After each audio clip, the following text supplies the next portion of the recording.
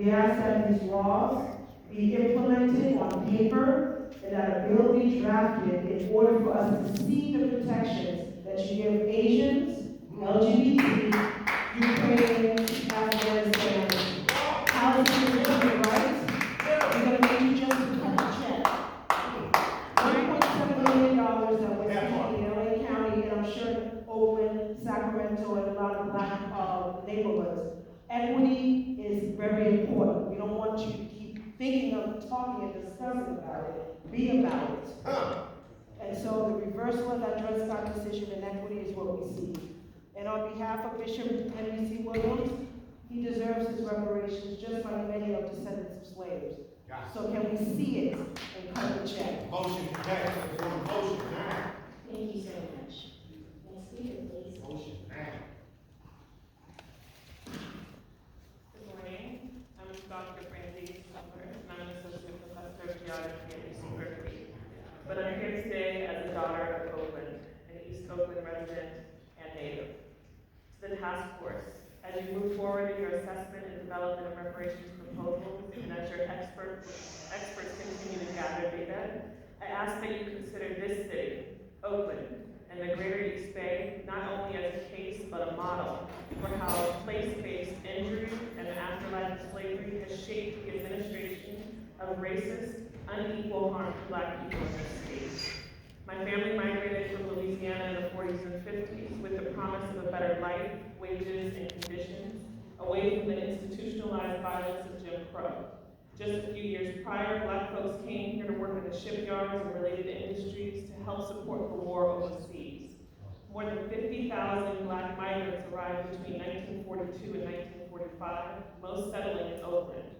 Despite valiant contributions, Black folks remained at the bottom of the social and economic hierarchy, left in shipyard ghettos, in inferior living conditions, and on toxic land sites in places like West Oakland and the unincorporated areas of Russell City and North Richmond, which housed Richmond's landfill and was a notorious dumping ground for white residents and regional governments and businesses. If you want to measure economic impact of federal policies and programs like redlining and the war on crime, you can look no further than here, where we stand. But I want you to consider the impact of the war on poverty, urban renewal, or Negro renewal, in its totality. The end of the welfare state, the privatization of social goods and services, and the 2008 subprime mortgage crisis, which disproportionately impacted Black Californians. I want you to remember the devastating and continuing effects of Prop 13, Prop 209, and even the Penal Code 667, which is also known as the Three Strikes Law. I want you to remember that Oakland's homeless population consistently makes up half of the total of Alameda County, and Black people comprise 70% of those experiencing homelessness, while making up just 20% of the overall population, from a high of near 50% when I was growing up here. Black and Indigenous people continue to be the only ones whose numbers are shrinking in this city. At the same time, I also want to make clear that every instance of devastating harm impacted or enacted by the government, colluding with racist real estate industry, banks, and developers, there has been powerful resistance by Black people. Just talk to us. Black Oakland has always fought back, and we have sustained wins and losses, from the founding of the Brotherhood of Sleeping Car Porters in the 20s and the Black Panther Party in the 60s, to the incubation of prison abolition movements and solidarity with Black Lives Matter.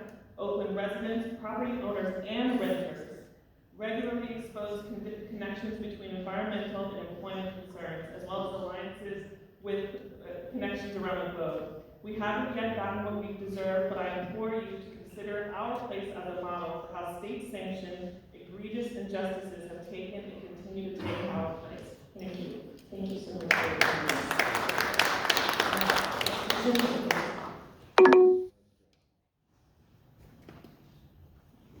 Good morning, my name is Sharice, and I am the granddaughter of Lula Mae and John Edgar, who left Mississippi for California during the Great Migration, so my grandfather wouldn't get lynched. Today I want to talk about direct cash payments versus policy change. Everything is not going to be quantifiable by a dollar value amount, Some of what the task force is trying to address can be best addressed by policy change recommendations.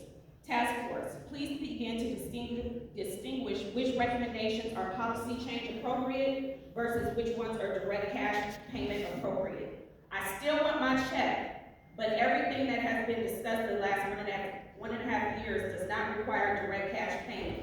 It will make your task much easier to make the distinction. Secondly, restitution for the discrimination allowed by the state of California. The economists are trying to calculate the value lost to Black homeowners, businesses, etc. Why not calculate the value gained by the state for protecting discrimination? For example, how much tax revenue did the state collect during the time in question from Black residents? Conduct a sample audit of tax returns, pay stubs, etc. during those times. Boom, that's your restitution dollar amount right there. You can't benefit from being a bad actor of protecting discrimination. These restitution funds can be put in a pool for eligible claimants to draw from. And I give the rest of my time if there's anything available to nurse. Thank you. Okay.